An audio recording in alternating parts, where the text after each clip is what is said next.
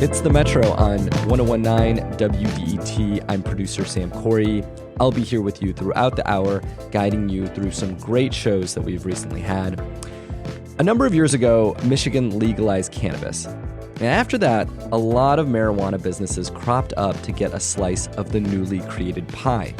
But now, there's an issue of too much supply and not enough demand for cannabis. And that has led to low weed prices and shops closing down. Tian Robbins spoke with Detroit Free Press reporter Adrian Roberts to learn more about that.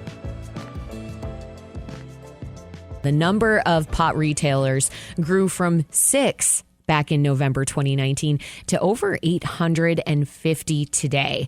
That's all according to the Cannabis Regulatory Agency.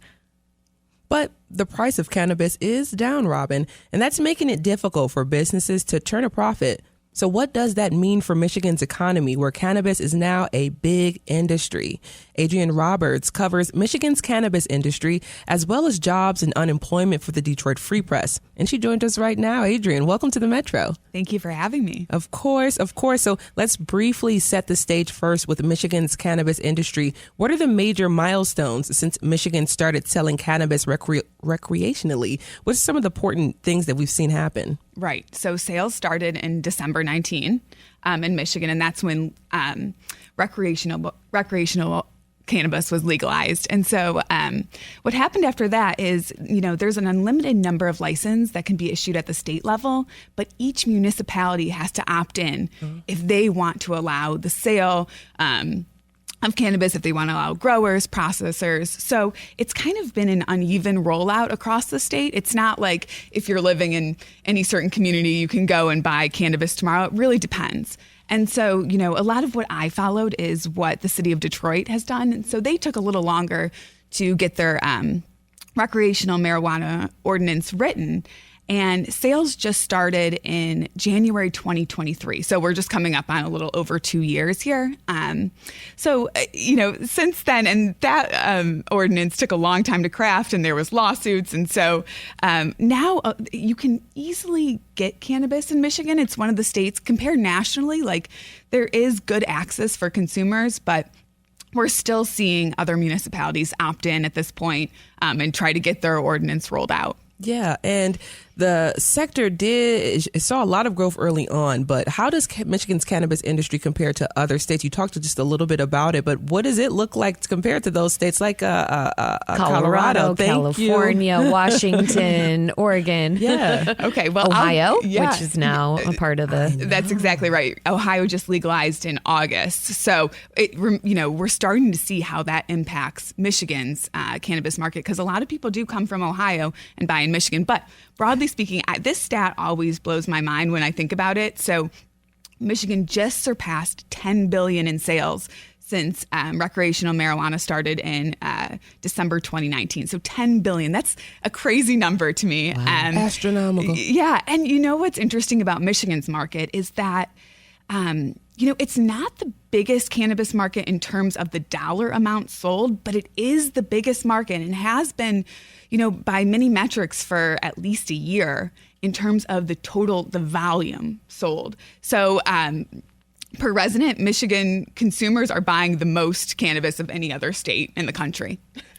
Okay, what does that say about Michiganders? It says something. It says something. We'll need a report soon on that. It says something that we got to dig through the information. But total sales of marijuana have increased over the years, but that increase has slowed down and prices are dropping. It seems to be that part of that is due to the fact that we have so much quantity of it here in the state of Michigan. We're able to grow quite a bit. We are an agricultural state, so I would assume that lends to that. Yeah. This is kind of what's interesting about the Michigan market at this point. So at the state level, there is no limit on how many licenses can be issued. So what happened is everyone came in, as long as they meet these qualifications, they can get a license. And so a lot of growers set up, indoor grow facilities, and there's outdoor grow facilities as well. What happened, though, is they just grew simply too much cannabis. There is too much to support the market. And what's happening is that prices are just each month. I look at these monthly reports that Michigan's Cannabis Regulatory Agency puts out, and sales just, or the price rather continues to decline because there's just so much. There's too much cannabis flower just sitting there. So that's kind of where we are today. Yeah, and I'm interested too as well, because I'm wondering if we could see in the near future, just based on what you've been reporting and seeing over the years since 2019, especially as it grows across the country, do we see it becoming something that Michigan starts to export, or is it already an export out of Michigan to other places? Yeah, it's interesting. So because it's still federally illegal, it can only be sold in Michigan. I mean, this would all change if it becomes legalized. Now, I mean, everyone in the industry has been talking about legalization since I started, and it's always been something that's on the horizon, but we're not close to that at this point. So if you want to sell marijuana in Michigan, you have to grow here. So, I mean, that's an interesting question, and I think, like, to your point, too, about, how much marijuana are Michigan consumers consuming. We do have a lot of tourism here. So people in states that don't have legal recreational cannabis, they'll come here. Summer tourism is a big thing, and they'll go to a dispensary. People from Ohio will drive up, and they're still doing that because marijuana is cheaper in Michigan than it is in Ohio. So, right now, though, it's just you can only buy and sell in Michigan. Right on the federal, which I believe the federal government right now has other priorities in front of their faces. Yeah, absolutely. I think in the cannabis industry they're disappointed in that. Yes. So low prices are great for shoppers. We're talking about it now. It's just so much available right now. But we do see that folks are losing their jobs in the industry. Is this a sign that the industry's in trouble in any way? Yeah, this is the tough thing, and you've really got to think about it from two different perspectives. For consumers, it's a great time to be a consumer. You can go to a dispensary and get a lot for very little that you have to spend. Now, in the industry, we are starting to see some mass layoffs happening as these grow facilities are shutting their doors because they just simply can't turn a profit. So I think that's that's the kind of dichotomy of it, right? Is that workers are losing their jobs in what was once a really burgeoning industry in Michigan, and it still is by some metrics. But yeah, consumers, as long as there's dispensaries close by, they're in good shape. Yeah, and they're not hard to find at all. And just staying at the industry level, talking about the industry, of course, there are so many other sectors that rely on cannabis industry now. You talked about it being a $10 billion. So will there be cascading effects from these prices dropping and the job losses for other businesses that are impacted directly by the cannabis industry? That's a great question. I don't think we've started to see the fallout from that yet. I think we're getting close, but you're right. There are all these other industries that support cannabis. And I think, too, it's like with communities are going to be impacted as workers are laid off. It's the economy right now is in okay shape, right? But there are fears of recession. So it remains to be seen if they can get another job in another industry. And working in cannabis, and if they want to continue to work in cannabis, might be tough. You're listening to The Metro on 101.9 WDET FM. I'm Tia Graham. And I'm Robin Vincent. We're talking about the recent challenges facing Michigan's cannabis industry with Detroit Free Press business reporter Adrian Roberts. Adrian, let's talk a little bit more about locals who comprise the industry. Do we know how much of Michigan's cannabis industry is occupied by local businesses versus, let's say, those that were established in other states and then set up shop here? Yeah. I think that was a big criticism of what happened when Michigan first started allowing recreational marijuana in the state. What happened is a lot of big companies came in and got those licenses and started operating. And I think people in the industry and who were excited about opening their grow facility or their dispensary were going, what happened? Like, how did this is supposed to be like a local industry? So the tough part about this is that as the industry has gotten increasingly competitive, if you don't have scale, it makes it really hard to operate. And the companies that are doing better than others are the ones that are vertically integrated, so they can control the pricing from the grow to the processor to what they're going to sell it for. If you just have one single dispensary, it makes it a lot tougher to turn a profit. Yeah, I can imagine that. And that does make me think about dispensaries in Detroit. And I realize that that's a big focus for you. We know Detroit City Council didn't issue recreational licenses to businesses until 2023. That was over 3 years after it was being sold in cities across the state. Business owners were concerned they'd lose customers to recreational shops in the suburbs. Now, if I remember correctly from some previous reporting I did, Detroit now has the most dispensaries, yeah, that's right? correct. More than 50. Yeah, so it's been lucrative to shop owners here in the city, I'm guessing. What's your reporting been telling us about that? Yeah, so and I remember covering this because those years when Detroit did not have dispensaries, it felt like a really long time, especially as they were watching Hamtramck, Hazel Park open up dispensaries. And the people with, especially medical marijuana dispensary owners, were going, I am turning away customers. Like, people are coming saying, I want to buy recreational marijuana. And they're like, we can't do it.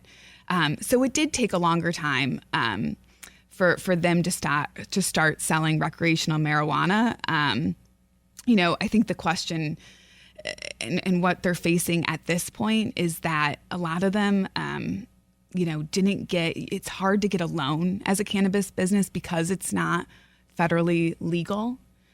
So they may have taken on deals that weren't necessarily advantageous to them. And then as we're seeing these prices drop, it's hard for them to turn a profit. It makes me think, too, about a lot of Black and brown folks who've been disproportionately criminalized for selling a drug that is now legalized. And if they are having the opportunity to really turn a profit and have a shot at creating businesses. So 5 years in, what would you say about the opportunities available to folks who come from communities that, again, were over-policed and disproportionately criminalized for the use of marijuana?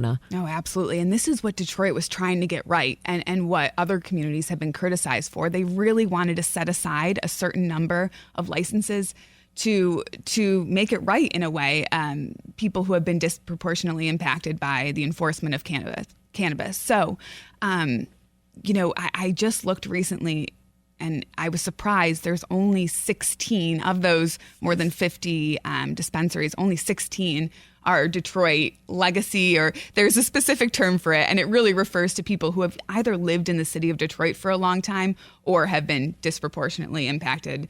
And so what that tells me is that while they have the opportunity to open, the business conditions aren't what they maybe thought they would be.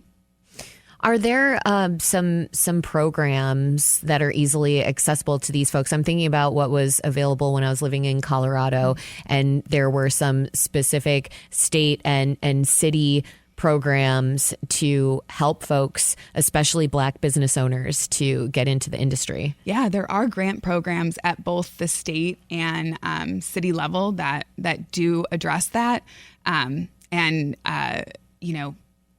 They're awarding grants. I just don't know if it's enough to. I mean, it's something that they should obviously look into. But it's still there are still barriers to even getting to those grants and getting to those opportunities. So I think that we're still seeing that there's a disconnect between who actually has access to it and who has the upward mobility to actually take advantage of it. So I remember covering a few years ago what was being addressed at Detroit City Council was the issue that there weren't many available properties even for people to open because of the restrictions where you can't open a business near a school or a church.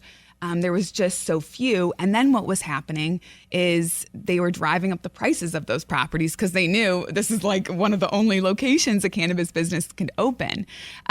So it's just all these other challenges that go into it that make it a tough business. We know that a lot of proponents for legalizing marijuana have long argued that it would provide much needed revenue for folks more broadly through taxes. How is the drug tax? Do we know how those tax dollars are being spent? Yeah. So, they're being distributed each year. Detroit got the most this year because it has the most number of dispensaries. And when I talk to communities, a lot of that is going to the general fund. And I mean, that's real money. And at this point, we're seeing that number that communities are getting who have opted in to allowing recreational marijuana sales, that is increasing. So, it is helpful, and it goes to the school aid fund. So, as the industry grows, that money goes back to the communities. Now, I don't know if it's going to be growing much more. The question is really, at this point, have we reached the peak? Before we let you go, we have to acknowledge something that does have some folks in the industry a little worried or perturbed, and that is that Governor Whitmer recently proposed a 32% wholesale tax on marijuana to fix the damn roads. How would that impact the industry? The industry is, as you can imagine, extremely, extremely concerned about this. As it is, they are having trouble making ends meet, and to think about taxing, so there's already a 10% excise tax and the 6% Michigan sales tax on cannabis products, a 32% tax. Many say they'd go out of business, and it would drive consumers, if that price goes up that much, it would drive consumers back to the illicit market. That's what they say could happen, which no one wants that.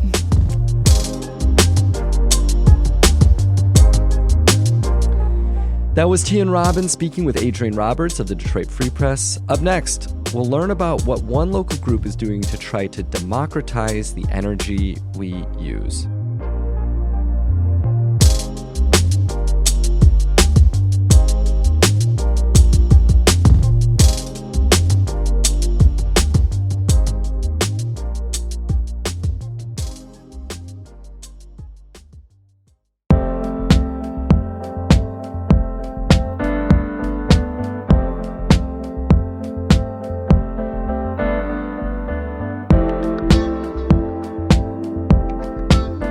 Welcome back to the Metro on WDET Detroit Public Radio. I'm producer Sam Corey. Energy is getting more costly. And like everything else, that's putting a bigger burden on people with less money. Tian Robin recently spoke to Carrie Frazier of Solidarity to learn more about what his group wants to do to make energy more affordable and in the political control of residents who are recipients of such energy that we typically get from companies like DTE and consumers. You've heard of housing and food insecurity. What about energy insecurity? That's when a person can't afford energy for basic needs. Powering appliances and heating and cooling your home are out of reach. It's an issue that touches every facet of life. It can make it hard to hold down a job, hard to get to school, hard to stay healthy. DTE Energy recently filed another request for its plan to raise rates. We should note that request will take multiple months of reviews. Residents wouldn't see a rate hike till next year if it's approved. Now, this rate hike request comes just months after Michigan regulators approved another DTE rate increase. In January, the utility was okayed to raise rates by $217 million. Rate hikes aren't the only thing worrying advocates. Shutoffs for non-payment are a big part of DTE operations. A recent report by the Center for Biological Diversity says last year, DTE shut off electricity 150,000 times for residents who couldn't pay their bills between January and September. Yeah, Robin. The report also says DTE customers already have some of the highest residential rates in the country. The average bill is 17% more than that of the Great Lakes region average. In a recent statement, DTE's Ryan Lowry said DTE and its agency partners offer a variety of assistance options to help those in need. And last year alone, we connected customers to nearly $144 million in energy assistance. He said DTE was proud to see Governor Whitmer sign 4 pieces of legislation into law to double the funding available for low-income Michiganders, which is under the Michigan Energy Assistance Program. Advocates say increasing energy costs, shutoffs, and DTE's reliance on fossil fuels are a big problem. So today we're asking how folks can have more power, so to speak. Carrie Frazier is with Solidarity. That's a nonprofit working to make energy accessible and affordable to all. Kari, welcome to the Metro. Welcome. How are you all? Doing really well. How are you? Good. Definitely always great to talk energy democracy, especially from the solidarity lens. And I love that because we are going to get into what that actually means. But first off, Kari, briefly give us a sense of what you've been hearing on the ground from residents about their energy costs. How are energy rates affecting people locally? We just heard about those shutoffs. Like, what's going on? Well, definitely in the shutoff notice, people need to understand that when you deal with that, you're not just dealing with your energy being cut. You're dealing with the feeder turning back on. You're going to probably exhausted whatever programs are available. And then the programs to even engage in a lot of this, oftentimes residents will say can be very intrusive. All of the information and data that they're asking for and identification, it can just only add to the stressors that you're already facing. We know the bills are coming. You pay a bill and you're looking at the very next bill as you're paying the one that you just paid. As I just got my new bills in and I'm looking at, hundreds of dollars because that's what we're all facing. So on the ground, people are very frustrated because of the cost, and not just the cost. We really have to look at the product that's being delivered. We're paying for the highest prices of energy across the nation, close, and also the reliability of this service. Anytime it's a storm, the wind last week, people are wondering, will I even have energy to hold on to? And then also just the disrespect of this corporation when your energy does go out. I mean, the small stipend that you are given is something that Solidarity fought for, but it's nothing like if you're in a business that many people, such as myself, work from home right now, or many people actually work from home with their job, and you'll be out for 2 days. So it's the cost that we're paying, always paying more, and the fact that it's not that reliable, it just doesn't work out. I thought about that last week when we had strong winds. I thought, let me hurry up and charge everything. Let me make sure everything's good to go because we will lose power. It will happen. It's not a if, it's just a when because we know it's going to happen. But speaking of solidarity, you used the term energy democracy. Can you explain what that actually means a little bit and what it means to Metro Detroit? Okay, so first off, I have to really get into the story of Solidarity to explain what this is. So Solidarity starts as any community organizing effort. It starts in response to all of the street lights being captured from Highland Park. I don't know if a lot of people know this, but Highland Park does not have street lights because of disputes between, at the time, the Highland Park administration and DTE. So that immediately leads for residents to be left in the darkness when you would expect streetlights to happen. Residents say, what can we do? Let's go about getting some solar streetlights. That seems like a very practical response. Let's move on that. Solar power is something that we could do.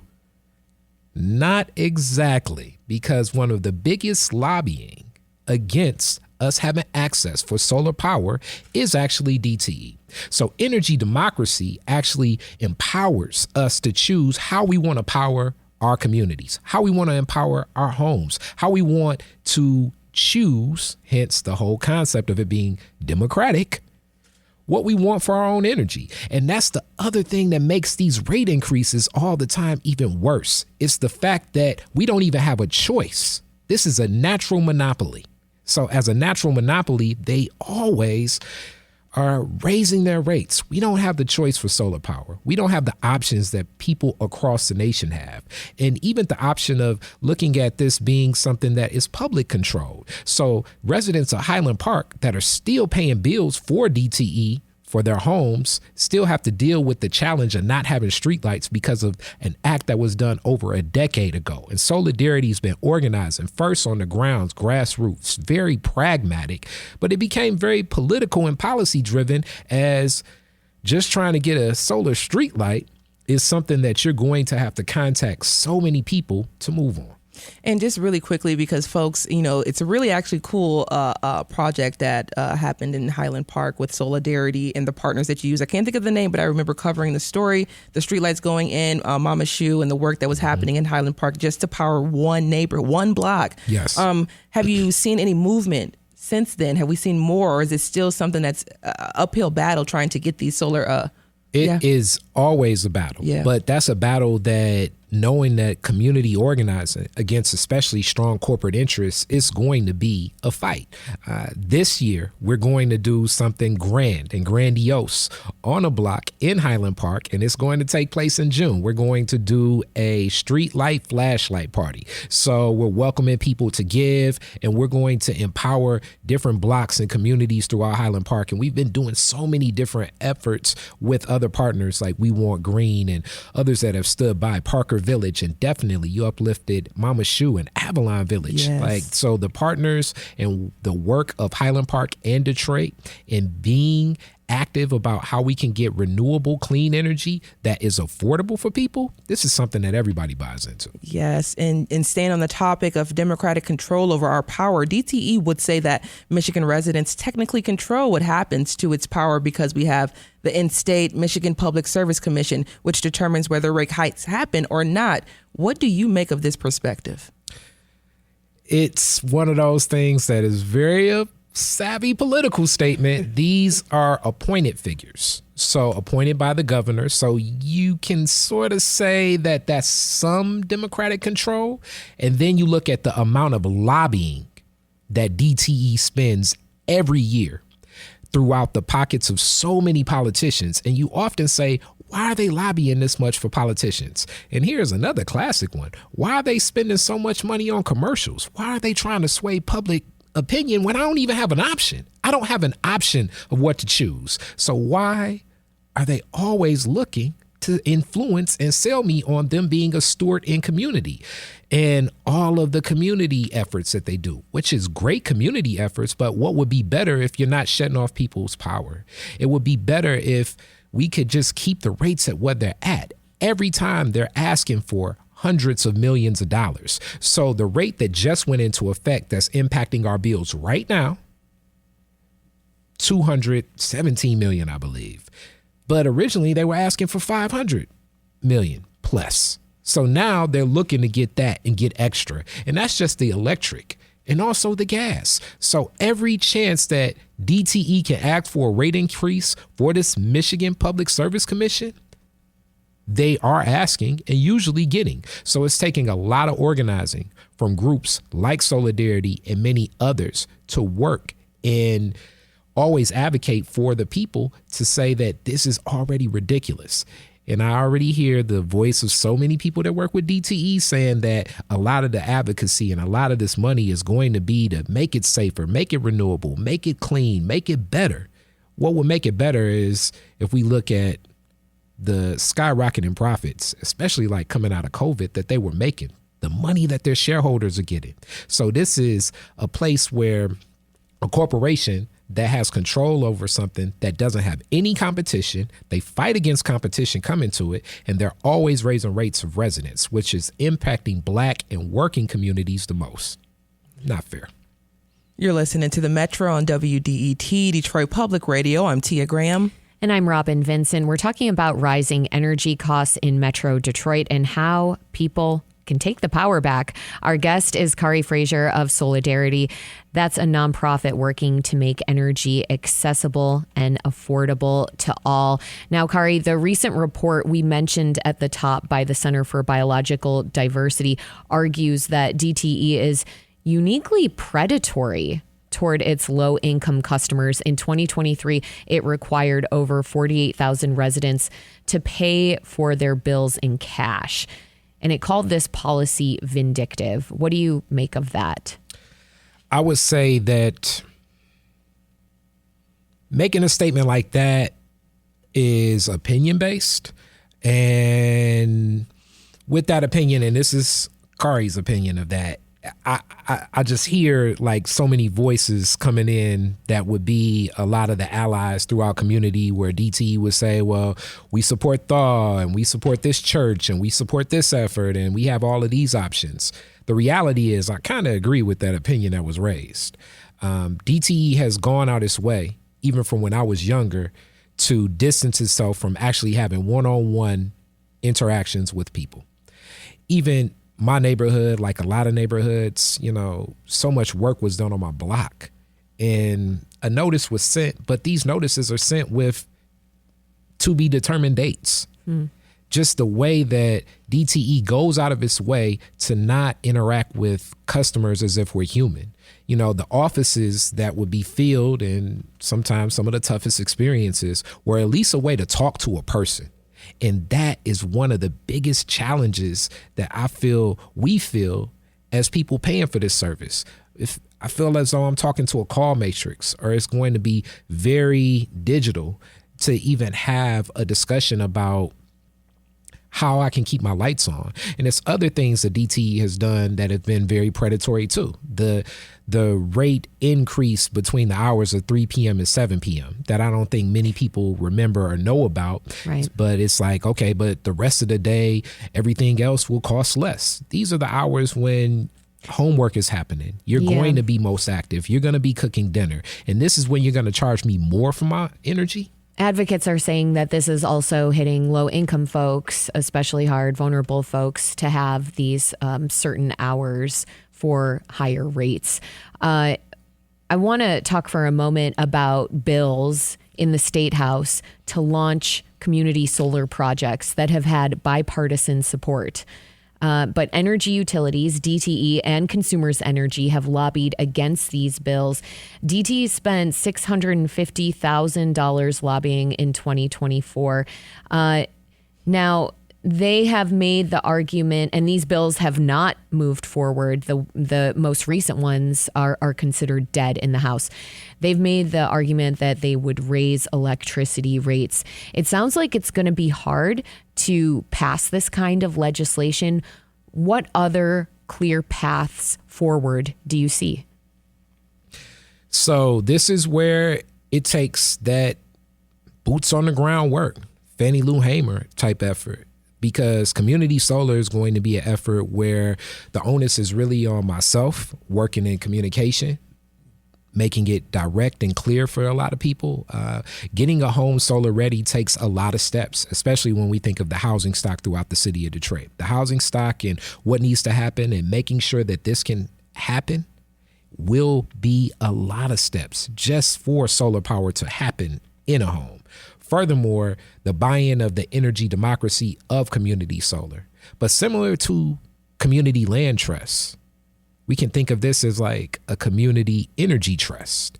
That's going to be the framework that I'm going to be pushing myself and many others that work with Solidarity to frame this in the right lens, because we're looking at systems across the nation fall apart that we can no longer rely on. So we need to be more community-based, period. So the sooner that we can start on this path and move on that path, the better. A community solar model similar to what I see as a community land trust will have buy-in from all members in different ways of how we can pull our power. Because the minute that we get 1 or 2 solar panels on the block, that's going to help everyone else on the block.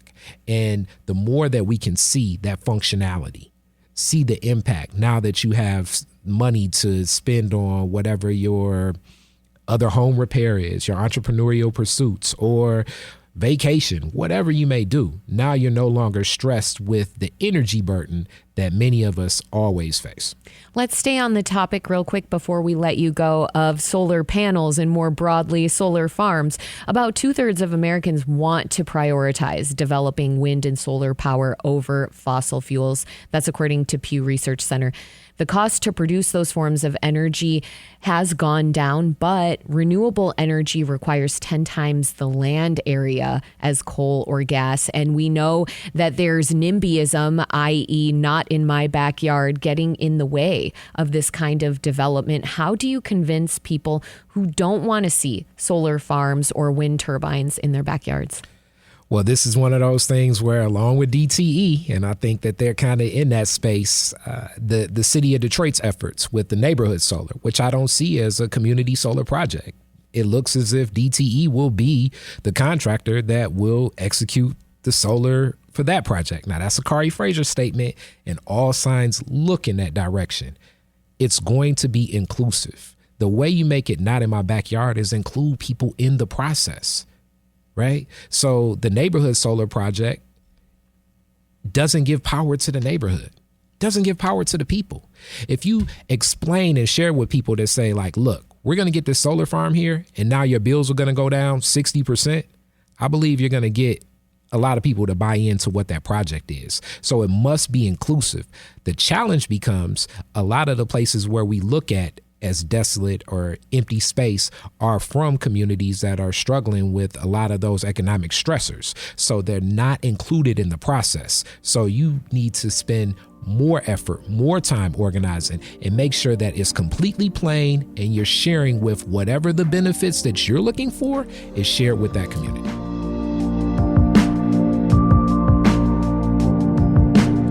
That was Tian Robin speaking with Carrie Fraser of Solidarity. Up next, we'll stay on the topic of energy and learn about why Michigan regulators so frequently raise rates of the cost of that energy.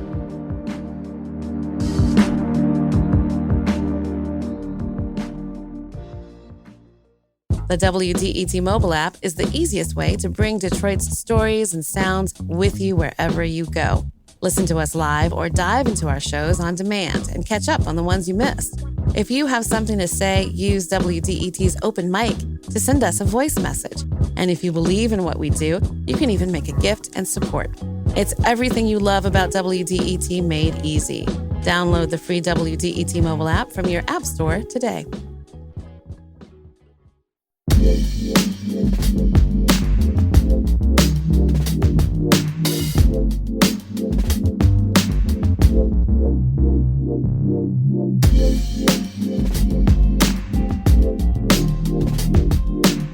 Welcome back to the Metro. I'm producer Sam Corey. The Michigan Public Service Commission recently approved a rate hike for consumers' energy, allowing the utility to collect an additional $154 million in revenue. Why did that happen? And why are rates raised so often? Here are Tia and Robin to provide some context. The Michigan Public Service Commission signed off on another electricity rate hike, this time for consumers' energy.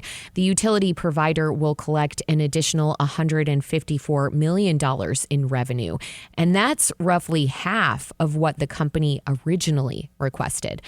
Now, the average customer's monthly bill will go up $2.78 at the beginning of April. This comes after state regulators already approved rate hikes for both DTE Energy and Consumers Energy in the past year. That's right, Robin. And DTE has some of the highest energy costs in the Great Lakes region. That's according to a report by the Center for Biological Diversity. So why are our energy companies asking for more so often? Catherine Paratic is a member of the state's Public Service Commission. Producer Carrie Jr. II spoke with her to better understand how the commission decides to sign off on price hikes. I want to start with a clip from a guest we had on the show previously. His name is Carrie Fraser. He works with Solidarity. That's a nonprofit that's working to make clean energy accessible and affordable to residents.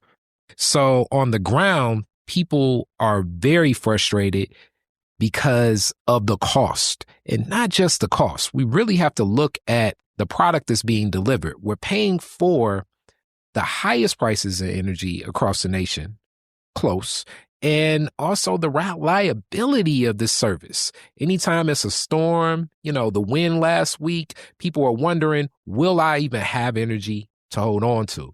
And then also just the disrespect of this corporation when your energy does go out. I mean, the small stipend that you are given is something that Solidarity fought for, but it's nothing like if you're in a business that many people, such as myself, work from home right now, or many people actually work from home with their job, and you'll be out for 2 days. So it's the cost that we're paying, always paying more, and the fact that it's not that reliable, it just doesn't work out. So he said a few different things in that clip, but I want you to address how residents are dealing with higher prices and don't feel at the same time that service is up to par. Many Detroit households are considered energy burdened homes, meaning the average household pays more than 6% of their income on energy. And over the last year, the commission has approved multiple price increases for both DTE and consumer energy.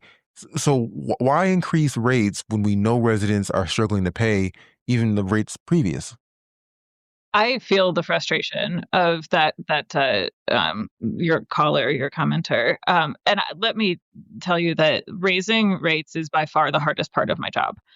Um, Detroit was actually one of the first cities to be fully electrified, which means a lot of the poles and wires and electrical infrastructure that's used in the city of Detroit is quite old. It's some of the oldest in the country, and it is in desperate need of updating to perform in the way that it needs to be able to deliver reliable electric services to Detroit's residents.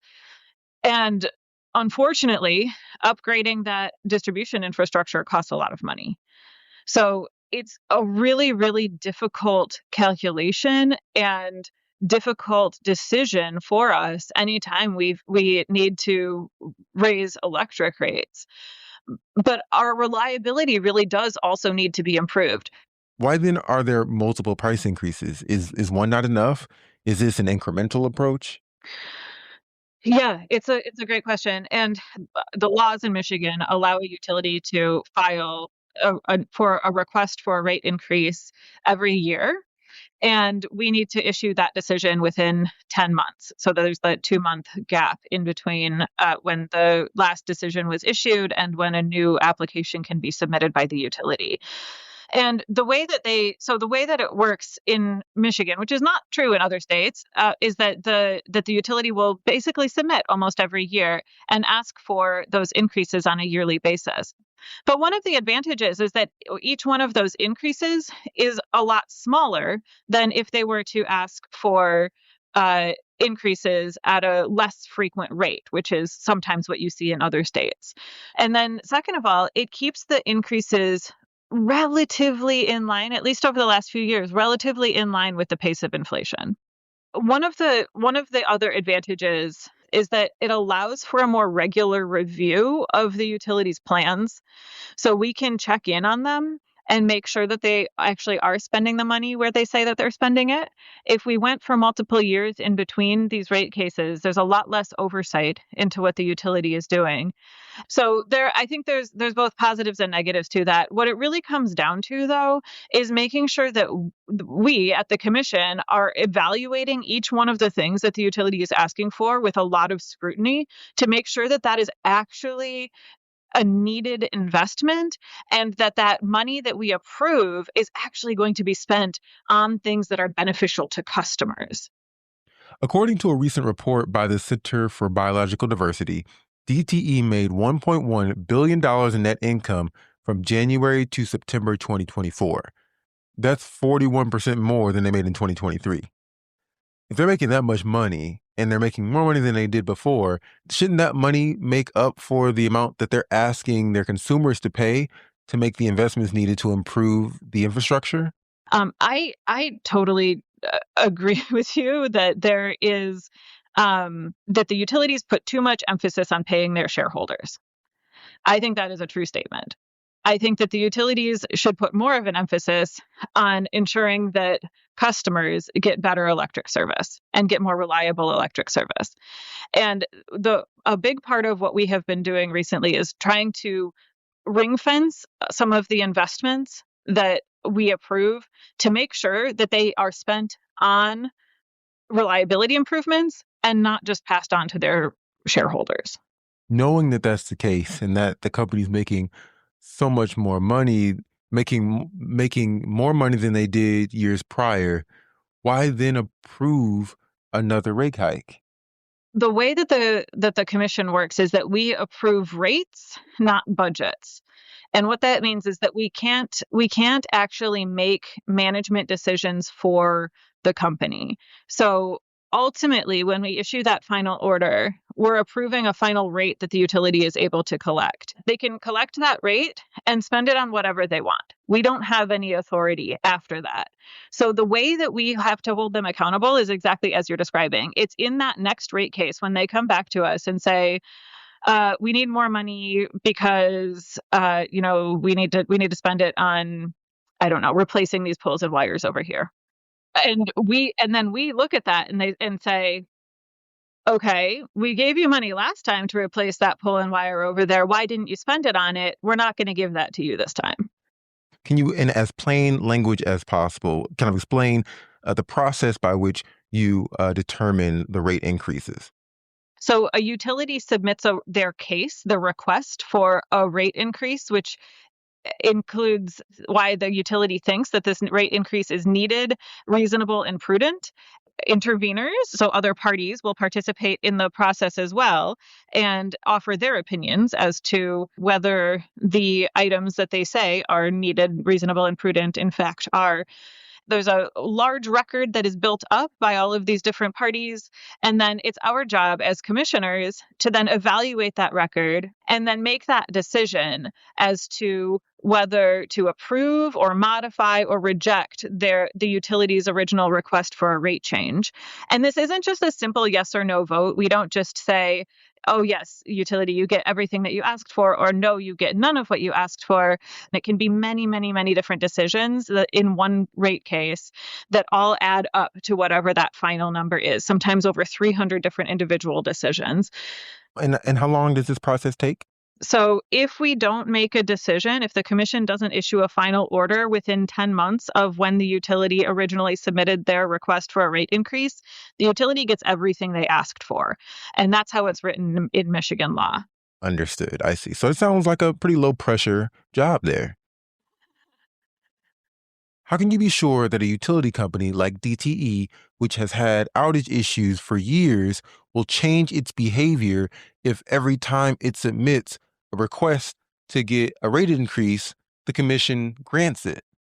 Yeah, and that's where the legal aspect of this process comes in, is that even though I might be angry and want to give the utility 0%, I can't just make that decision based on the fact that I don't like the reliability, or based on the fact that I'm angry at them for paying their shareholders too much.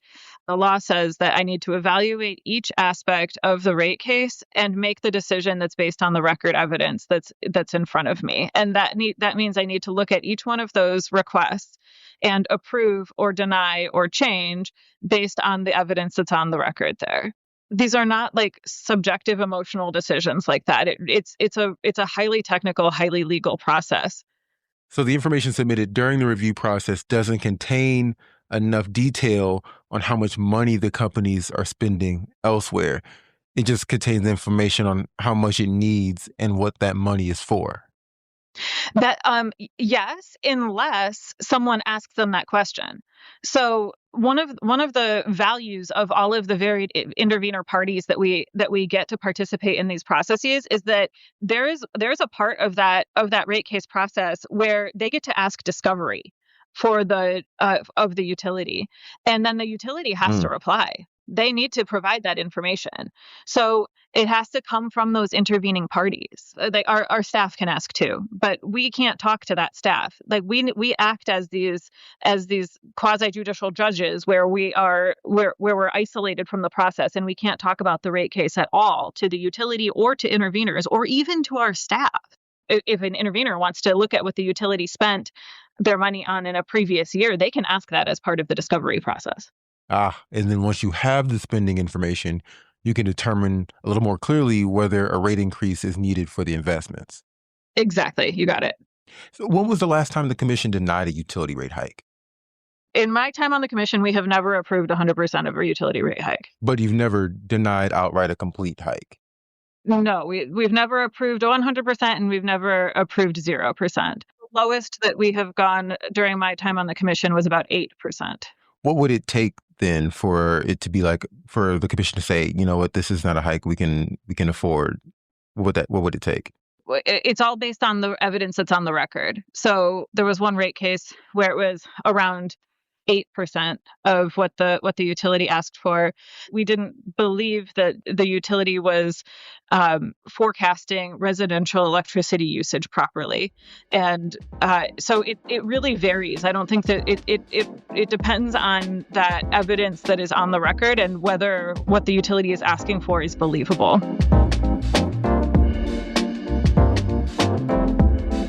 That was producer Carrie Jr. II speaking with Michigan regulator Catherine Paratic. In February, the commission approved a program that will impose a $10 million incentive or penalty if DTE or Consumers Energy do not meet service benchmarks. Goals include reducing the length of power outages and fixing poorly performing circuits. According to Commissioner Paratic, the money collected from penalties will be paid out to customers. The program starts next year. Coming up in the next hour, we'll learn about aviation safety, why some people are more afraid to fly these days, and whether they should be. This is WDET-FM, your connection to news, music, and conversation, and you're listening to The Metro. Stay with us.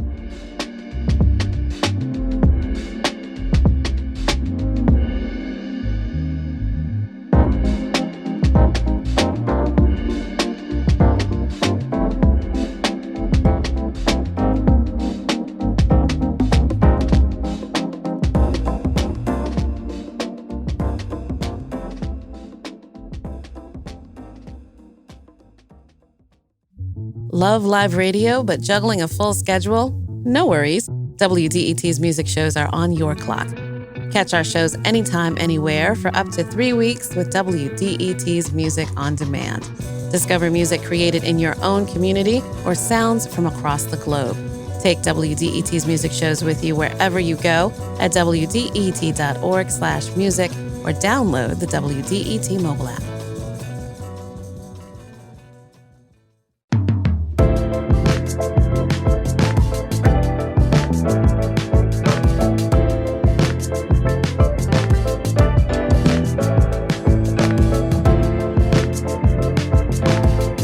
Welcome back to the Metro on 1019 WDET FM, Detroit Public Radio. I'm Tia Graham. And I'm Robin Vincent. If you're nervous to fly right now, you're likely not alone. The last 2 months have been marked by a string of airplane crashes and incidents. In January, an American Airlines aircraft collided with a U.S. Army Black Hawk helicopter at Reagan Washington National Airport. All 67 people on both aircraft died. It was the first time in 15 years that a U.S. airline had a fatal crash. 2 days later, a medevac jet nosedived onto a busy Philadelphia street. The plane exploded. 7 people died. Then in Toronto, a Delta aircraft crashed and flipped. It skidded down the tarmac upside down before coming to a stop. No one died, but the crash left 21 people injured. Now, these are just some recent high-profile incidents that have captured headlines and deepened people's anxieties about flying right now. And Robin, this year so far, there have been 19 fatal accidents in the skies. That's according to data from the National Transportation Safety Board. And now those numbers are actually lower than the same time period for 2024 and for 2023. So how safe is it to fly right now? And could it become less safe given the Trump administration's recent firings of hundreds of FAA employees? Here to discuss all this is Daniel Bubb. He's a former airline pilot, an aviation historian, and a professor of history and politics at University of Nevada, Las Vegas. Professor Bubb, welcome to the Metro. Good morning, Tia and Robin. Thank you for having me. Of course. So before we get into some of the plane crashes and recent incidents we've just discussed, let's start with the Airline Deregulation Act of 1978. That was a defining moment for the airline industry. Yes, it sure was. What it did is it lowered fares and enabled lower fare carriers to enter the industry, because prior to that time, there were about 5 major carriers that were dominating about 80 to 90% of the market. And fares were relatively expensive. So when President Jimmy Carter signed the Airline Deregulation Act on October 31st of 1978, that brought in a lot of other airlines, which increased competition. It required these major carriers to lower their fares so that more people could fly. And that, of course, increased the demand for air travel and also put some stress on our air traffic system and a need for more air traffic controllers and a way for airlines and the air traffic control system to handle this increased demand.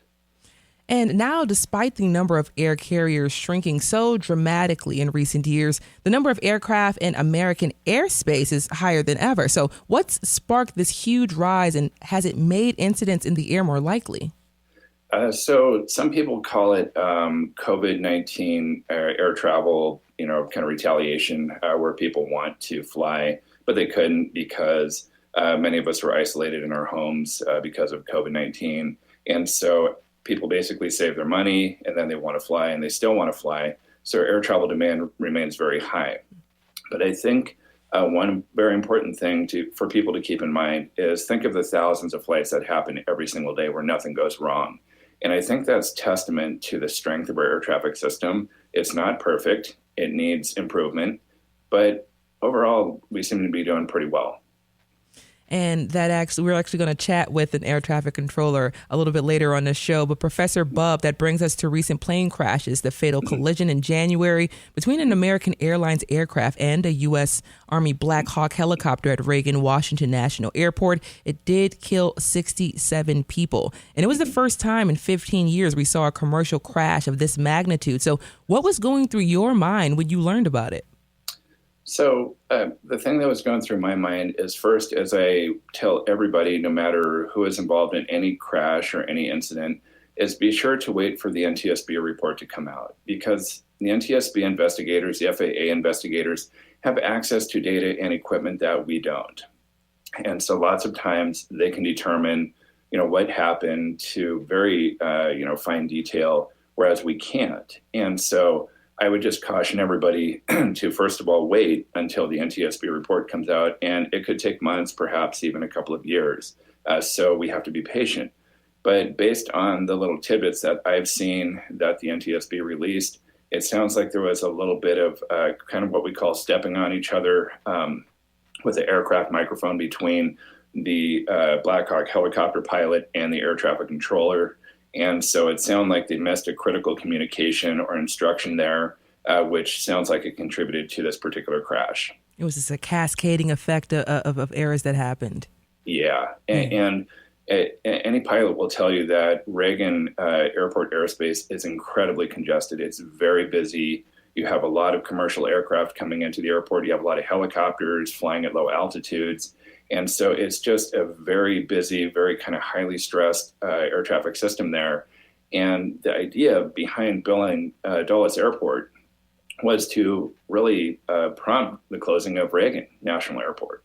But because Congress finds Reagan Airport to be so convenient and they wanted to keep it open, that's what they've been doing. So we're going to have to figure out a way to really change the air traffic system around Reagan to basically make it safer. You're listening to The Metro on WDET, Detroit Public Radio. I'm Tia Graham. And I'm Robin Vincent. We're talking about some recent high-profile plane crashes in the U.S. Our guest is Daniel Bubb. He's a former airline pilot, an aviation historian, and a professor of politics and history at University of Nevada, Las Vegas. Professor Bubb, now you believe the airline industry does need a major overhaul to keep people safe and to keep costs down. What should that look like? So I think one of the first things that happened is the need. For quite some time, we had a shortage of pilots. And it sounds from what I've heard in the most recent statistics that I have seen is that we've done a really good job of filling those positions. Some airlines, in fact, are not hiring anymore right now because their classes are full. They're training their pilots. So I think in that regard, that was really kind of step number one. Step number two is trying to figure out how to make our air traffic system even safer. Even though air traffic control classes are full right now, we're still short 1,800 air traffic controllers, which concerns me because that puts added stress on air traffic controllers. They work overtime, they work 6-day shifts, and you start getting into a very critical factor there, which is fatigue, and that can be very dangerous. So I'm concerned with the Trump administration placing a freeze on federal hiring. That means that we may not be able to fill the rest of those positions anytime soon, which is very concerning to me. What about the industry itself? I'm thinking about airline staff pilots. I'm thinking about when I worked as part of an airline ground crew in Wyoming, and the airport there was surrounded by mountains. It was located in a national park, and that meant we saw some very dramatic weather. But many of the pilots seemed resolved to land those planes. I would open up the aircraft and see some bloodshot, weary eyes of the pilots after they landed in bad weather. And for me as a ground crew worker, I felt the pressure from the airlines to send planes off on time. So I can only imagine the pressure pilots were feeling to land aircraft. There is a considerable pressure. I mean, if you think about it, also being a commercial pilot is a stressful job because you have to safely get your passengers from point A to point B. And there are days when you're going to have flight delays, particularly if you have inclement weather. That adds to a very long day. That's why the FAA has a requirement for what they call crew rest. You can't fly more than 8 hours for your particular shift. It's mandatory rest for a really good reason. So that's why the FAA has done that. And it's also imperative upon the captain of that particular flight to determine, whether it's safe to fly. Maybe the crew is really pushing up close against that crew rest mandatory time constraint and may end up delaying or canceling the flight, which is entirely up to their discretion because at the end of the day, the captain is responsible for everything that happens on that flight. That's right. And there are widespread effects then for other crew members as well, who also are responsible for passenger safety. I realize that statistically speaking, you believe it is still extremely safe to fly, but I wonder, do you worry then it could become less safe? You mentioned the Trump administration's firing of FAA workers and the fact that we are so short-staffed as a country when it comes to air traffic controllers. I still think the air travel remains very safe, and I would still encourage people to fly for a couple of reasons. First, you have the best trained pilots who are flying those commercial aircraft. You have the best air traffic controllers working the air traffic system. So I think the air traffic system will remain safe. It'll be very safe to fly. However, I would encourage the Trump administration to really consider filling those positions just so that we're not placing unneeded stress, additional stress on air traffic controllers because it already is a very stressful job. So I would encourage them to think about ways to, hire more air traffic controllers, which I suspect they're doing because I know Sean Duffy, the Secretary of Transportation, has been working on that. So I think they'll do it. It's just going to take time. The other thing, too, that I think is important for people to remember is it takes a little bit of time for air traffic controllers to become experienced. Somebody might go through a 2-year air traffic control program, but they're not going to be put in a major busy airport like Detroit Wayne International Airport. They're probably going to work at a small airport, or they might work at what we call a center and a TRACON, where it's not so busy, it's not so stressful, and they have to build that proficiency and demonstrate it before they're able to work in busier airports. We'll be speaking with a former air traffic controller next to get more of a view inside the tower. So thank you for helping our ascent into that discussion. Professor Daniel Bubb is a former airline pilot and aviation historian, and he teaches politics and history at University of Nevada, Las Vegas. Professor Bubb, thank you so much for joining us on the Metro. You're welcome. Thank you for having me.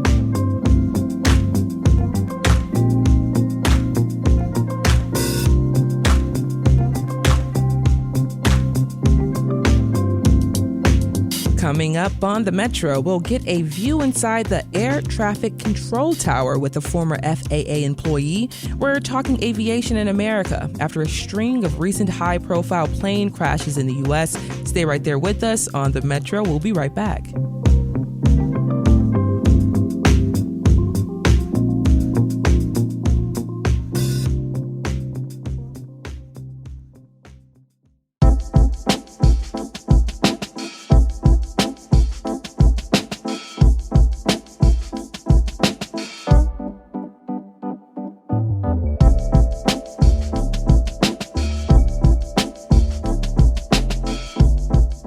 Welcome back to the Metro on WDET Detroit Public Radio. I'm Robin Vincent. And I'm Tia Graham. And if you're afraid to fly right now, you are not alone. An alarming rash of crashes and close calls, many of which were captured on video, have raised concerns about the airline industry's safety and reliability. So far this year, there have been 19 fatal accidents in the skies. That's according to data from the National Transportation Safety Board. Now, those numbers are actually lower than the same time period for 2024 and for 2023, but it's hard not to hear about the Washington, D.C. mid-air collision of a commercial plane and a U.S. Army helicopter and not feel some sort of fear. The incidents in recent months have renewed calls for fixing staffing and outdated technology issues. Just yesterday, there was a congressional hearing on the matter where leaders of aviation safety and air traffic control associations urged Congress to help fix the staffing issues in aviation. They also pointed to Elon Musk and Doge's firing of around 400 Federal Aviation Administration employees. Now, at that hearing, David Spiro, the president of Professional Aviation Safety Specialists, said the firings demoralize the workforce and jeopardize airline safety. And when a crash happens, one of the first people to get public scrutiny is the air traffic controller. So did they make a mistake? Were they too tired and overworked to do their job well? Those are the questions people are asking. And so we want to better understand the work that air traffic controllers do. Our guest today is Todd Yeary. He's a former air traffic controller. He did that work for 13 years. Todd, welcome to the Metro. Good to be with you. Good morning. Good morning. So you were an air traffic controller based in Chicago for 13 years. I'm wondering what made you want to become an air traffic controller in the first place? Well, in many ways, I didn't have much of a choice. I grew up in an air traffic control family. My father was an air traffic controller who was fired after the PATCO strike in 1981. My stepmother was a controller as well. And so over the period of time that I was with the FAA, once my father was rehired, we were probably three working in the same building in different areas. So, Todd, in some ways, we've got to pause on that for just a moment. I'm sorry to cut you off, but that's incredible. No, I mean, that doesn't sound like a very common situation. All three of you were working as air traffic controllers at one point. At one point. And let's be clear, if you would ask a regular person on the street, what does an air traffic controller do? They would think it's probably a ground guide on the tarmac at the airport who works for the airline. I did that, Todd. I think it's very different. I would have thought that. That's what I think. That's what I think. So thank you. Explain that for us, because that's what I personally thought. My work was less consequential. Of course, I was responsible for telling the aircraft to stop, but I think that's a big job. I mean, yes, but I think the pilots, without me there, they might have been able to figure things out. I don't think I had quite as impactful of a job as you, Todd. Well, don't miss it, right? Because when we think of air traffic control, it's not a person, it's a system. That's right. And so the system is the coordination of a number of interrelated systems that create a network that leads to the safe and efficient navigation of air travel for passengers and for goods in the United States. And so whether it's the ground guide on the tarmac, making sure that airplanes that are constantly moving in and out of gates, around baggage carts, fuel trucks, food service trucks, coordinating with air traffic control, all of this kind of is the dynamic interplay on the airports. And then when the airplanes are between their departure and their destination, keeping them safe in the skies. And so when a lot of times this gets oversimplified, like it's just some random person given some random instructions that are pretty simple to kind of comprehend, but it's a very dynamic, very complicated and complex scenario that happens moment by moment, day by day, 365 days a year. Todd, I always was so struck working out on the tarmac, as a ramp worker, as we're called, and watching all of the machinations that you're describing right now, and every person in the role that they had to play, and watching it all work pretty harmoniously. But I saw the air traffic tower in the distance, and it was a place that I could never access or get to. It was rightfully protected and isolated. What was the training like to become an air traffic controller, and what surprised you about the skills and knowledge that's needed for the job? Well, the training process is a somewhat long one, depending on the facility where you're assigned. And so depending on which airport you're working at, if you're working at a regional radar facility or a terminal radar approach control, as we call it, they navigate the aircraft to the immediate vicinity of the airport. That training can take quite a while, but let's start with the initial hire. Regardless of what pathway you find yourself to be an employee of the FAA, whether it's by taking the civil service exam, it's computer-based now, or if you come by the college training initiative, where some colleges have been designated for students to go through a curriculum, and at the end of the curriculum, they bypass the FAA Academy and go right to a facility. Once you get to the facility training is unique to that facility, and depending on the dynamics, some facilities are less complicated, less busy. Others are more complicated, more busy. That training timeline can run as short as a year, and a year is not short when we think about it, but as long as 3 or 4 years if you're in a regional air traffic control facility that's basically a big radar room. And so that process takes a while. You start out learning how to be an assistant controller. That's basically preparing or sharing flight plan information with the manual controllers who sit next to the radar controllers in a radar facility, all the way up to being a fully certified radar controller. And that's position by position. It's not one size fits all. And so depending on the complexity of the facility, it could literally take you a number of years to go from initial hire to being a certified professional controller, as we call them now, which is basically a fully certified controller who's able to work all of the positions in a particular area of responsibility. Can you go a little bit more into, I mean, you have described many of the complex tasks that you face as an air traffic controller, but could you describe a typical day and put us into the shoes of an air traffic controller a little more? I love it when folks ask me about a typical day in air traffic control, because the typical day in air traffic control is atypical. Even right now, it's raining on the East Coast. I'm in the Baltimore area. That changes your typical day, right? A typical day, an ideal day, is when the weather is clear, the surfaces are dry, there are no impediments or impacts on air traffic that allow you to get airplanes out and airplanes in on schedule. But a typical day is you may start with things being ideal. The weather can change and things change on a dime, right? Summertime, pop-up thunderstorms turn what is otherwise a routine day into, for lack of a better term, organized chaos, right? You're trying to manage the uncertainty because clouds don't predict where they're going to pop up. Lightning doesn't predict where it's going to strike, and you're relying on not only what you see on your radar, but what the pilots are telling you in real time. And so a typical day is a day that you start with some sense of how it should flow, but with an awareness that at any moment, for any reason, an aircraft lands, they lose power on the runway, you lose a runway.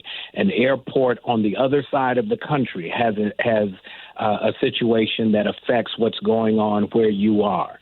The reality of air traffic control is the most predictable thing about air traffic control is every day is potentially unpredictable. That is so true. It rings for me when I think back to my work for the airlines and how much we were at the mercy of weather and this domino effect of one, as we call it in the airline industry, one irregular operation, an IROP, and how that could affect the rest of the day, maybe the rest of the week. And it's one reason why, taking that first flight of the day is likely going to be a better option than waiting until later in the day because of that domino effect and how things across the system are affected.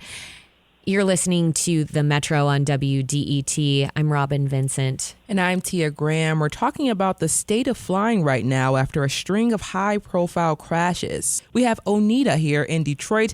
Onita, are you afraid to fly right now? So, am I afraid to fly right now, Tia? I've been flying by myself 50 years. I'm 56 years old, from Dayton, Ohio originally, and I'm always afraid to fly. I've been afraid to fly my entire life, but once you close the doors, I'm fine. Now, having said that, these recent crashes have heightened my fear, which I know is irrational. So I did fly from Houston back to Detroit on the day that the Toronto flight crashed. So there was a lot of unease with my party and with me, because we're flying. The day we went, the Washington crash had just happened, and I used to fly out of National Airport all the time because I lived in D.C. 14 years. So now you see this on TV. Oh, my goodness, they're flying from National. That crash. And then you think of the crash many decades ago in D.C. So I'm always afraid. It is irrational, but we got word at the airport about that Toronto crash, and I was just afraid. The other thing is, once I get up in the air, I'm usually like, okay, go Dayton, because Dayton is the birthplace of the aviation of Orville and Wilbur Wright, and so I'm always better. But for me, the takeaway at the end, even at my age, is this, and you all were just talking about poetry. There's If I Must Die Tonight. I'm an English major from Howard University, and I studied poetry. And Claude McKay's poem was If We Must Die. So I'm always thinking when I get on that plane, if I should die, have I done everything right by the people? And really, that's it. So if I do go down in a crash, or however I die, that's always my concern. So I was afraid. I'm just like, look, Lord, I got to get back to Detroit. I got some stuff to do. And I want to thank you all, Robin and Tia, for this question, because it's been in my head to ask people. So, yeah, thanks a lot, and go Dayton. Onita, thank you so much for calling into the Metro today and sharing your concerns and your fears about flying, especially as they've heightened due to the crashes we've seen across the U.S. recently. And Todd, our guest right now, Todd Erie, a former air traffic control specialist with the Federal Aviation Administration, is here with us. Todd, how much does our awareness of crashes due to video capture contribute to the fears that Onita is talking about right now? Well, it's a big deal. First thing I will say to Onita is HU, and she would say, I wanted to say it, but I didn't go to Howard, so I couldn't say it. Well, I have family that went to Howard, but when you live in the DMV, you got to know the routine. Yeah. The awareness of these incidents in such a vivid way, being able to see, for better, for worse, the midair collision at Reagan a month ago, that was kind of preceded by remembering what happened on 9/11. It was a day that I was working. I remember clearing the airspace. You could see the airplanes flying into the Twin Towers. Because our ability to have access to information is much faster than it has ever been, these things become not only brought to our awareness, but they make impressions in our mind. And so we replay them time and time again. I often contrast it to when I'm driving my car.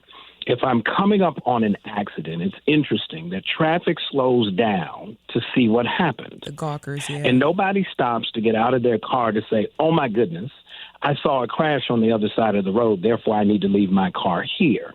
And so because we become familiar with certain types of engagements and accidents over time, we've normalized them. Aircraft incidents are not normal for us. 45,000 operations on average a day. Typically, most days go without any incidents. When you have an incident that is pronounced as Reagan or Philadelphia or Alaska or Toronto, those things stand out because they're not part of our day-to-day experience. And so what I would say to Onita is that air travel is still the safest mode of travel. It is safer than going to get out in your car right now and driving down the street. What I do when I get on a plane is I look to see where I'm sitting. I have confidence in the flight crew and the flight attendants who are there for safety. And like a baby in a car seat, when the engines start and the plane starts rolling, I'm probably going to sleep unless I'm pretending to do some work. Pretended to do some work. So, Todd, I just want to stay with you right there, actually, and stay with the, September 11th, of course. You were talking about being an air traffic controller on 9/11. That was a very, very stressful time. I could only imagine. None of us could imagine. I was only in the 4th grade at the time when it happened. So what was it like working as an air traffic controller on 9/11? Could you talk about, you said when chaos happens, it just turns into complete chaos. What was it like? Well, it was different. We didn't have a playbook. We had, typically in air traffic control training, you have these situations where you have a different kind of awareness. So if there is a hijacking, right, a taking over of an airplane by an unauthorized person, you have a procedure. You don't have a procedure for hijacking simultaneously. What you also don't have is a need to clear the airspace arbitrarily as quickly as you can because you don't know what you're dealing with. We were forcing flights to land at the nearest airport, wherever they were along their route.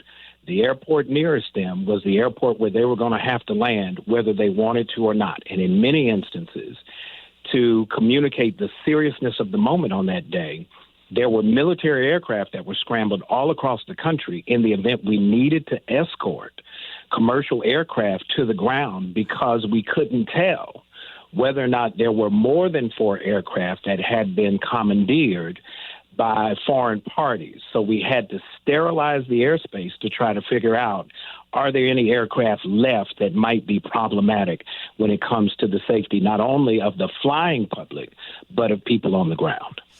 And just thinking about just in general, of course, 9/11 obviously was not a typical day, but you did the job for 13 years, which is something like 3,500 work days. How did you manage the stress of that job day in and day out? So I think for a lot of us in the air traffic control arena, those of us who've done it for a number of years, once you get through the training, part of it is you kind of become hooked on the adrenaline. I ended up leaving because I was exploring other opportunities. I didn't have any issues in the field. I graduated 3rd in my screen class at the academy. So I grew up in an air traffic family. So I could have stayed. As a matter of fact, my family looked at me sideways like, what, you're leaving to go teach at a university? I'm a little different. But the reality is that of all of the jobs that I've had in my life, currently I practice law, I pastor a church in Baltimore, the most fun job I have ever had was that of air traffic control, hands down. I just love that so very much. And I just want to say thank you to Onita, who gave us a call a little bit earlier. We'll continue our conversation with former air traffic controller Todd Yeary next.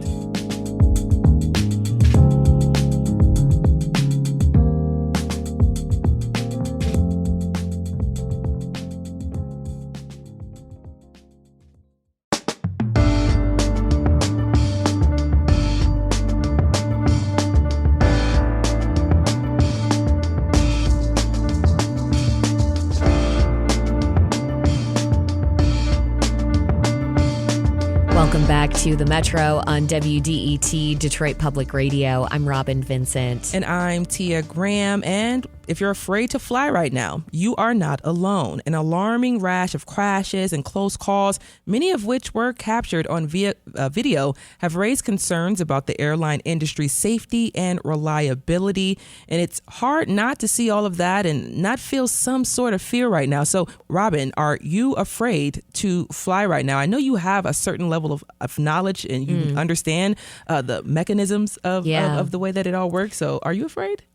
I'm not afraid to fly, and I will say that working for the airlines for almost 10 years and seeing all the processes and protocols that are in place, all the checks and balances, it gave me a lot of confidence. And just as Todd Yeary, a former air traffic controller and our guest today, was saying, when he sits down in an aircraft, it's like he sits down like a little baby in there.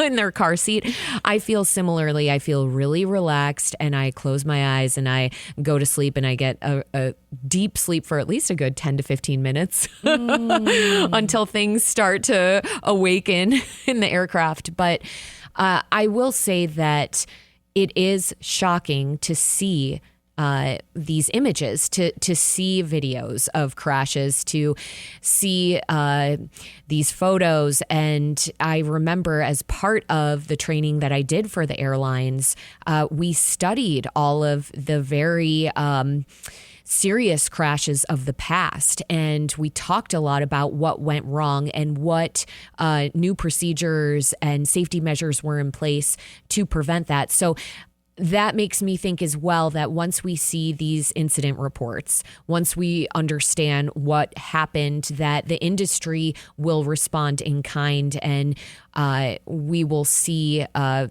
they'll implement things if there need to be new things implemented to prevent another crash. But Tia, what about you? How are you feeling I'm about more like flying? Onita. I'm a little bit like Onita. I've always been a little nervous, apprehensive when flying. It's just always something that just gets me a little nervous. So sleeping on a plane is out of the question for me. Hopefully they have a good movie lineup, good lunch. Is that because you're too nervous? I think so. I just never quite fall asleep on a plane. So I'm always just kind of nervous, as if I'm watching, as if I can do something. If something happens, like, what, I'm going to jump into action or something? I don't know. But I'm just always on alert on a plane.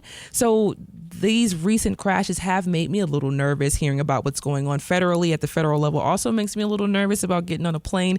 We were just talking the a little firings, you mean the FAA firings? The firings, yes, the FAA firings makes me a little nervous. Because there are so many levels to it. As we're learning, there's so many layers.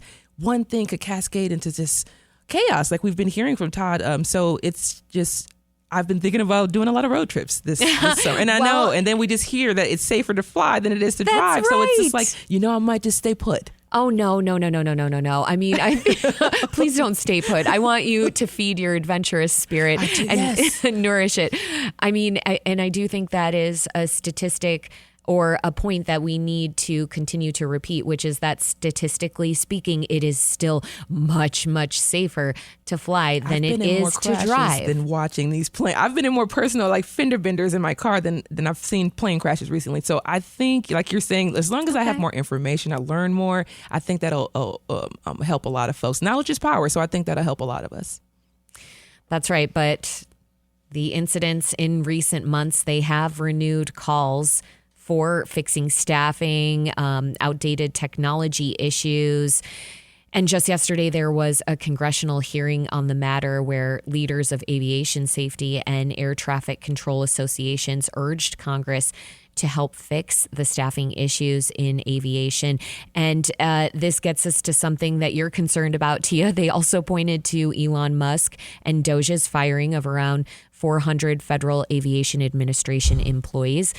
At that hearing, David Spiro, the president of Professional Aviation Safety Specialists, said the firings demoralize the workforce and they jeopardize airline safety. And when a crash happens, it's true that one of the first folks who get public scrutiny are the air traffic controllers. We want to know, did they make a mistake? Were they too tired and overworked to do their job? And so that's one reason we have Todd Yeary joining us now. He's a former air traffic controller for 13 years. So Todd, recent crashes and close calls, plus firings by Elon Musk's Doge, have brought renewed attention to the aviation industry. And just yesterday, as we mentioned, there was a congressional hearing on airline safety.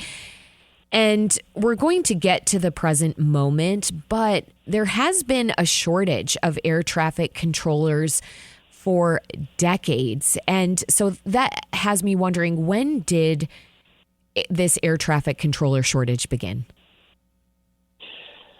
Well, it's a great question, and the short answer is in August of 1981, President Ronald Reagan fired all of the air traffic controllers, PATCO controllers, who had gone on strike. There had been a commitment to the controllers. Remember, my dad was a controller. He was a member of PATCO. I remember and your mama. First vote that that they took, and my mother and my stepmother, right? So it's a family business. I remember the first vote for deciding whether or not they were going to walk, and that was in 1980. They decided not to go. The controllers decided not to go because there was a commitment from then candidate Reagan leading up to the November 1980 election that they would get the support of the union. After the election, things changed, and the union decided that wages and work conditions were not being addressed, and so they decided to go. At that point, the president, by executive action, fired all of the controllers. If they didn't have a status where they were on leave or whatever, they couldn't come back, and they were not going to be eligible for rehire. At that point, probably about 11,000 or so controllers were fired. So now you have an immediate issue where you have to make up an entire workforce in a short period of time, and you cannot replace a fully certified controller who leaves on Monday with someone that you hired off the street on Tuesday. It literally took most of a decade, if not more, to try to replace those fired controllers. I was in the last third, I believe, of the cohorts that were coming through. I hired on in 1989, and they were still trying to catch up. What then happens is, as you hire right after 1981, because there's a mandatory restriction on being able to control live traffic after the age of 56, you now have an attrition issue. And so as quickly as you're trying to hire them and train them, you also have to hire more on the front end to be able to offset these clusters of controllers that are not going to be eligible on the back end. And the agency has never caught up. Part of it is because the agency is funded by the federal government, and fights over the budget and what the priorities are have caused what I believe has been a lack of courage and commitment in some instances to fully fund the air traffic control function. Now, the FAA reauthorization of last year begins to kind of plug that gap. But again, you can't just go, get 1,000 eligible candidates and say, we're going to make you air traffic controllers and start controlling live traffic. If that were to happen, then I'm probably not getting in my seat and going to sleep when the airplane starts moving, because I understand just how much rigor comes with the training in a particular facility to get a controller to fully certified status. We haven't caught up yet. I think the testimony yesterday said we're still short 3,600 controllers from our optimal staffing levels. And so anything that disrupts our ability to maintain the system in the meantime has an adverse effect on efficiency and potentially safety, even if it's not air traffic controllers, but if it's tied to the air traffic control system, the facilities that we use, the equipment that we rely upon. All of those are factors that have to be considered. And so the firing of the probationary pass employees, if they were going to be trained to deal with the equipment and making sure that the equipment is functional and operational, that may not have an immediate impact. But if you're losing pass employees, fully certified technicians on the back end, and you don't have someone already ready, fully trained to go, eventually that's going to catch up. And Elon Musk and the group of geniuses that have been brought in, obviously they don't know much about air traffic control as a function at all. Otherwise, those firings would have never occurred.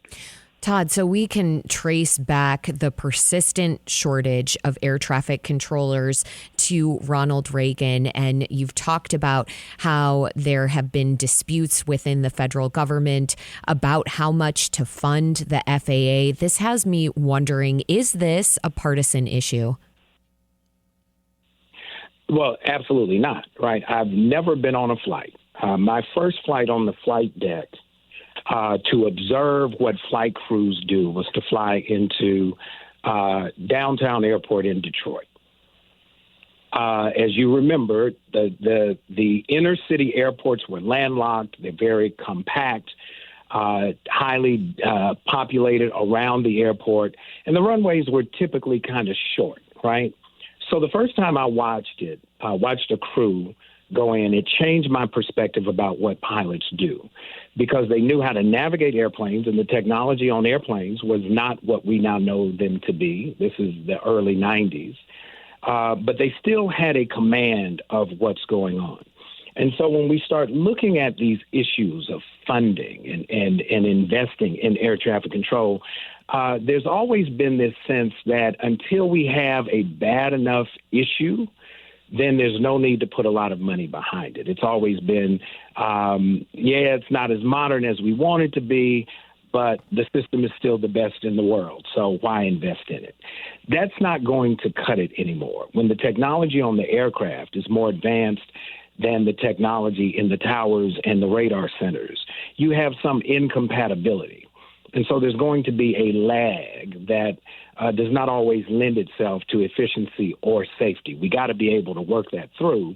And until the Congress puts the money behind it, when air traffic control contributes to about 5% of the nation's GDP, air traffic control globally, about 4% to productivity globally, you cannot underinvest in what moves people and products every single day to be able to make sure that people have what they need and they get where they're going. That's not how you run a system. Todd, I want to talk briefly about that congressional hearing yesterday that we've mentioned a few times. Dave Spiro, the president of a union representing employees of the Federal Aviation Administration, said the Department of Government Efficiency, DOGE, Elon Musk's department, fired essential employees without accounting for the impact their departure would have on the agency's functions. How long does it take to replace an air traffic controller? Well, Mr. Sparrow was talking about the technical side. In both instances, depending on the facility and the function, it could take from a year to 3 years or longer to get completely through the training process. Equipment differs from facility to facility. Airspace differs from facility to facility. Traffic complexity differs from facility to facility. So it's not let's come up with a standardized training model, run everybody through it, and then put them on a sector with a headset and start talking to airplanes. That's not how it works. And so what he has raised is the issue that has been the issue for now 40 plus years, is that the disruption intentionally initiated by an executive in office has caused the reverberations and the ripple effect that we've not been able to resolve. And it's not an Elon Musk, it's not a tech thing, it's not go get some satellites and find some things. You're not going to be able to replace the human factor without another human factor. And until we address that, we're going to have challenges of efficiency, but I have no doubt that the full complement of controllers, the line controllers, and the safety specialists that work in this system every single day do everything they can to make sure that we have the safest, most efficient air traffic control system in the world, even when the technology is not as up to date as we would like it to be. And Todd, why can't we replace the human element with computers? Well, because weather is not computerized, number one. Number two, what's required, adjustments in timing. If a flight plan is off just a bit, if the winds delay the passing of an airplane over a particular piece of land or marker, that alters the issue. And so remember, artificial intelligence is artificial in terms of how it functions, but it's based off of what is knowable. You can only know a certain number of scenarios before you run into the one thing that you had not factored in before, and now your artificial intelligence model is compromised. We saw it at Reagan, an issue where maybe an equipment malfunction. We don't know yet. We're waiting on the preliminary report from NTSB. Was there an issue on the Black Hawk? Was there something going on where situational awareness was not what we would have wanted it to be? There are a number of contributing factors that artificial intelligence does not do. And even artificial intelligence as it is used now will come up with what we often call ghost or false responses, because artificial intelligence is just that. It is artificial. You don't artificially fly. You don't artificially decide that you want to go from one place to another. That's a real-time, real-person, reality-driven experience, and you need a real-time, reality-driven program and process to be able to handle it. That's not an Elon Musk expertise. I don't care how bright the people are that work with him. I worked in this field. I did it. I grew up in it. The equipment I touched as a kid, I worked on as an adult. I know what it's like to have to work with equipment that is outdated, but I also know what it's like to put your best effort forward to make sure that everybody's expectation that they're going to get where they're going is achieved day in and day out. And Todd Yeary, as a former air traffic controller for 13 years, briefly, very briefly, 30 seconds, how far does the technology need to progress to get to an acceptable level? As far as is needed to meet ongoing and future demand. That's not a simple answer. It's an assessment answer. Once again, Todd Yeary, a former air traffic controller for 13 years. Want to say thank you so much for joining us on the Metro today. Looking forward to chatting with you soon. Looking forward to it. Thanks for having me. This show is produced by Sam Corey, Carey Jr. II, and Jack Philbrandt. Our engineer is Nate Bender.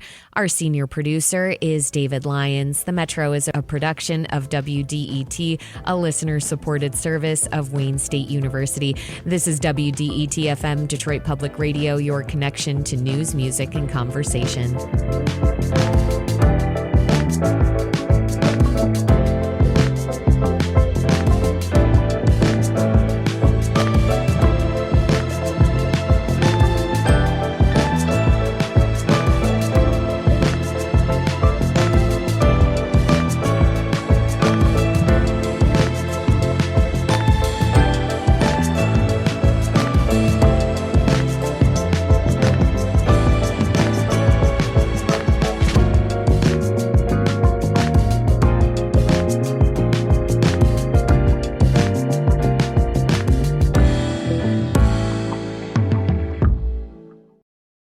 WDET isn't just on the radio. Take WDET wherever you go. Stream at WDET.org, tune in with our mobile app, or simply ask your smart speaker to play WDET. It's the sound of Detroit at your fingertips. Simple, easy, everywhere. And don't forget to follow us on social media for exclusive content from your favorite WDET shows. Stay connected to Detroit at WDET.org.